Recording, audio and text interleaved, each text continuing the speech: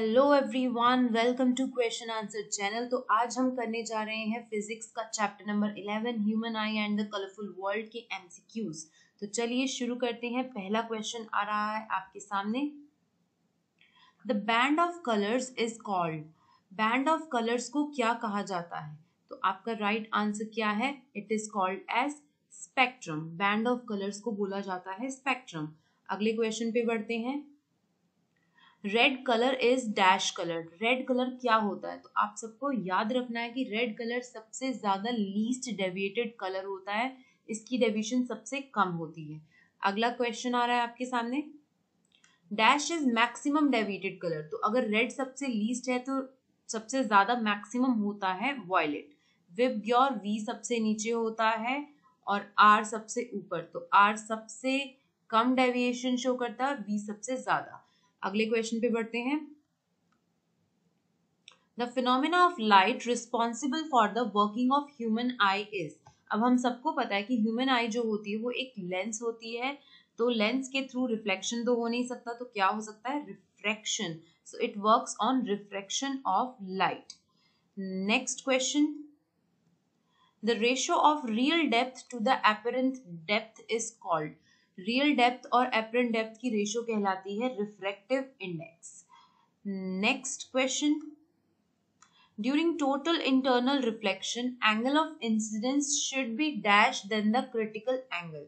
Total internal reflection के concept में जो एंगल ऑफ इंसिडेंस होता है वो क्रिटिकल एंगल से क्या होना चाहिए? स्मॉलर, ग्रेटर, इक्वल और नन ऑफ दीज। तो आपका राइट आंसर है इट शुड बी ग्रेटर। अगले क्वेश्चन पे बढ़ते हैं। When Newton's color disk is rotated fast, the different colors dash. देखो न्यूटन्स की जो कलर डिस्क होती है उसमें सारे कलर्स होते हैं विबग्योर वाले। जब हम उसे बहुत तेज तेज घुमा देते हैं तो उससे क्या होता है? सारे कलर मिक्स होके कौन सा कलर देते हैं? व्हाइट। यानी कि हम उसे डिफरेंशिएट नहीं कर पाएंगे, can not be differentiated. Next question. Critical angle is defined as angle of incidence for which angle of refraction is.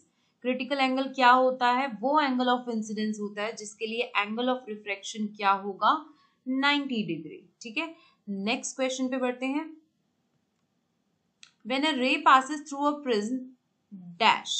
When a ray passes through a prism तो क्या होता है? It goes undeviated, it remains parallel to a base, it bends towards the base या none। तो आपका right answer है it bends towards the base। अगले question पे बढ़ते हैं। नेक्स्ट क्वेश्चन आपके सामने है। When light travels from one medium to another, there is dash of the ray। जब लाइट एक मीडियम से दूसरे मीडियम में जाती है तो कुछ भी नहीं होता। सबसे पहले जो होता है वो होता है बेंडिंग ऑफ लाइट। उसके बाद जो चीजें होंगी पहले बेंड होती है लाइट। अगला question. The angle at which the ray gets deviated is. वो एंगल जिस पे रे डेविएट हो जाएगी तो ऑब्वियसली वो क्या कहलाएगा? Angle of deviation.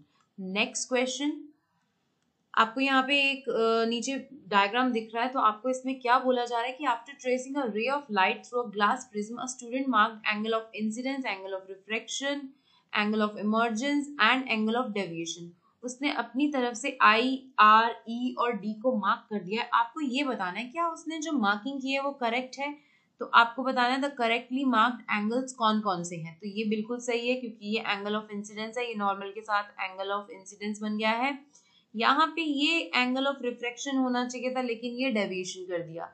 और ये बिल्कुल सही है क्योंकि ये बाहर आ रही है इमर्जेंट रे, यानी कि आई और ई अब तक सही है लेकिन ये दोनों बिल्कुल गलत है। ये दोनों ऑपोजिट हैं, ये इधर होना चाहिए, ये होना चाहिए इधर। तो आपका राइट आंसर है आई और आर, आई सॉरी आई और ई बिल्कुल सही है। अगले क्वेश्चन पे बढ़ते हैं। Reason behind advance sunrise and delayed sunset. Sunrise पहले ही हो जाता है और डिलेड थोड़ा सा लेट होता है, तो क्या रीजन है उसके पीछे? The reason is atmospheric reflection. Next question. When we see the apparent position of the star and not real position, हमें स्टार की नकली पोजीशन दिखती है, असली पोजीशन नहीं दिखती है। ये किस वजह से होता है? तो इसका रीजन भी बिल्कुल सिंपल है, this is due to atmospheric reflection. क्योंकि जो स्टार है उसकी जो लाइट है जैसे ही वो अर्थ पे ट्रेवल करती है तो अलग अलग एटमॉस्फेरिक लेयर से होके जाती है। और आपको इस चीज का ध्यान रखना है सभी बच्चों को कि नीचे आते टाइम जो रिफ्रैक्टिव इंडेक्स होता है वो इंक्रीज होता है। सो रिफ्रैक्टिव इंडेक्स इंक्रीज होगा, यानी डेंसर मीडियम आना शुरू हो जाता है। अगले क्वेश्चन की तरफ बढ़ते हैं। आपको प्रिज्म दिखा रखा है जिसका बेस बी सी लेके चलना है आपको, उसको अलग अलग ओरिएंटेशंस में रख दिया गया है। आपको बोला गया है कि जब उस पे से narrow beam of white light pass करवाई जाती है, इंसिडेंट करवाई जाती है, तो आपको ये बताना है कौन से केस के अंदर डिस्पर्जन के बाद जो तीसरा कलर होगा, ऊपर से तीसरा कलर, वो कलर ऑफ द स्काई होगा। एंड आपको सबको पता है colour of the sky is blue, यानी कि ऊपर से थर्ड कलर ब्लू किस वाले में आएगा? तो आपका राइट आंसर है दिस, क्योंकि इसमें तो आपको V नीचे मिलेगा और B तीसरे नंबर से नीचे की तरफ से तीसरे नंबर, तो उसका जस्ट उल्टा जो होगा वो यहाँ बनेगा VIB, यानी कि ऊपर से तीसरे नंबर से। So this is the right answer, यानी कि B is the right answer. Next question. At noon the sun appears white as. नून के टाइम पे जो सन होता है वो व्हाइट दिखता है, उसका क्या रीजन है? क्योंकि लाइट जो होती है वो बहुत ही लीस्ट स्कैटर होती है। बिल्कुल दिन के टाइम पे, बिल्कुल 12-1 बजे का जो टाइम होता है, सन जो है वो बहुत ज्यादा व्हाइट चमकदार सा लगता है। रीजन कि उसमें लाइट जो है वो ज्यादा स्कैटरिंग नहीं कर पाती due to less air and less dust particles present at that time, तो लाइट को स्कैटर करने में पॉसिबल नहीं कर पाते हैं, लाइट को स्कैटर नहीं कर पाते, तो लाइट ज्यादा स्कैटर नहीं होगी, तो सारे कलर्स एक साथ बन के रहेंगे और वो व्हाइट बन जाएगा। Next question.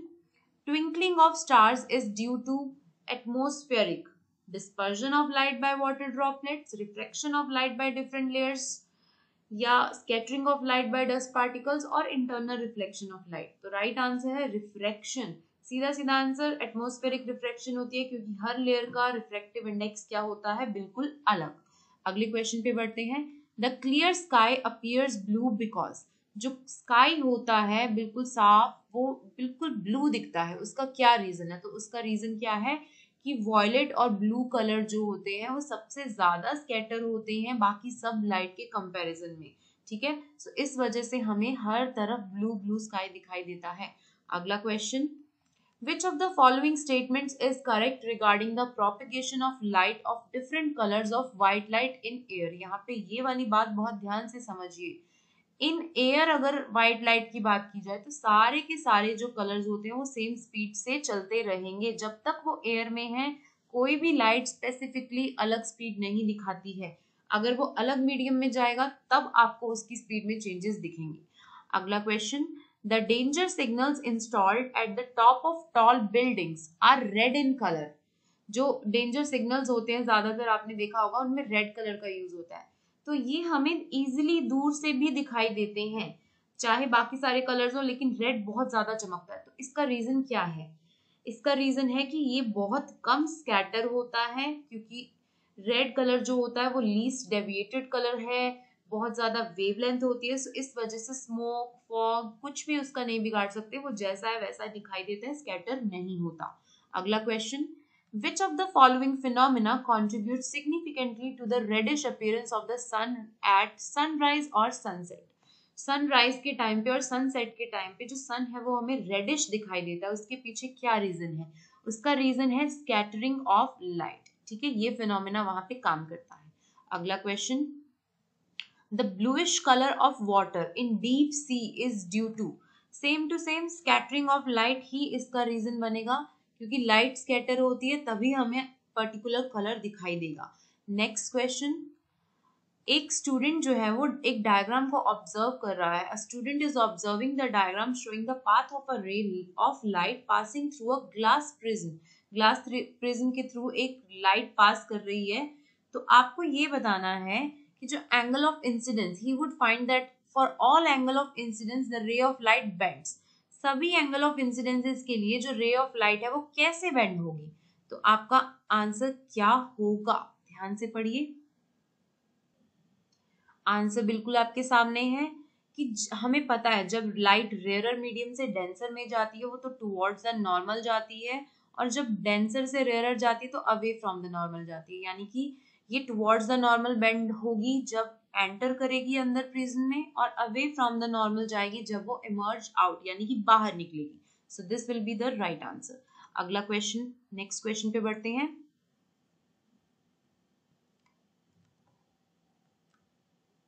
The splitting of white light into its component colors is called.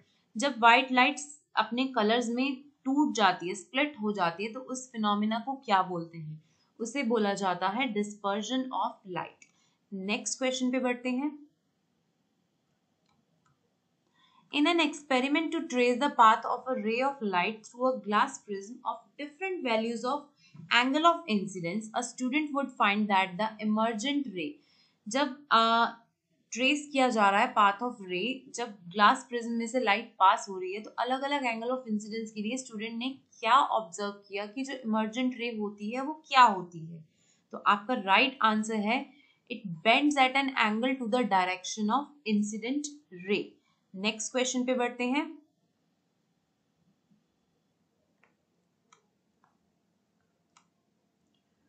While performing the experiment to trace the path of a ray of light, आपको यहाँ पे path of ray of light दिख रहे हैं, 4 अलग अलग बच्चों ने किया है।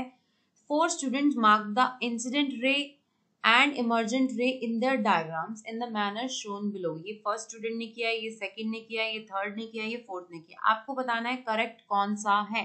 तो आपको बहुत आसानी से पता चल जाना चाहिए कि करेक्ट ये है, क्योंकि सेम फंडा यहाँ पे लग रहा है। इंसिडेंस रे आ रही है, टुवर्ड्स द नॉर्मल जाएगी, और जब बाहर निकलेगी तो away from the normal. So this will be your right answer. अगले क्वेश्चन पे बढ़ते हैं। Stars appears to be twinkling because of, जो स्टार्स हैं वो हमें जगमग जगमग करते हुए दिखते हैं। This is due to atmospheric reflection. Next question, who discovered the experiments with glass prism that white light consists of 7 colors? तो ये एक्सपेरिमेंट किया था न्यूटन जी ने, आइजैक न्यूटन ने किया था ये experiment. Next question everyone, the light that refracts most while passing through a prism, जो लाइट सबसे ज्यादा रिफ्रेक्ट होती है या सबसे ज्यादा डेविएट होती है is violet। Next question, a transparent refracting material which is bounded by 2 plane surfaces is, तो ये है आपका राइट आंसर प्रिज्म। अगला question, the angle between 2 refracting surfaces of prism is, 2 refracting surfaces के बीच का जो एंगल बनता है उसे बोला जाता है angle of deviation. Next question, when a ray passes through a prism it goes undeviated, remains parallel to base, bent towards the base और none। तो आपका राइट आंसर है C, it bend towards the base. और आपका last question है, the dash colour is at the top and the dash colour is at the bottom. कौन सा colour top पे होता है? रेड। और कौन सा कलर बॉटम पे होता है? वॉयलेट। तो अब आपसे एक क्वेश्चन पूछने जा रही हूँ and I hope everyone will give the answer in the comments. तो बताइए, जो क्वेश्चन आपको आपकी स्क्रीन पे दिख रहा है इसका आंसर सब लोग कमेंट बॉक्स में ज़रूर देना, जो मैंने आपको ऑलरेडी समझाया है। तो कैसी लगी वीडियो ज़रूर बताना, और अब आपको कौन से चैप्टर की और वीडियोस चाहिए मुझे जल्दी से बता दीजिए। Bye everyone, take care.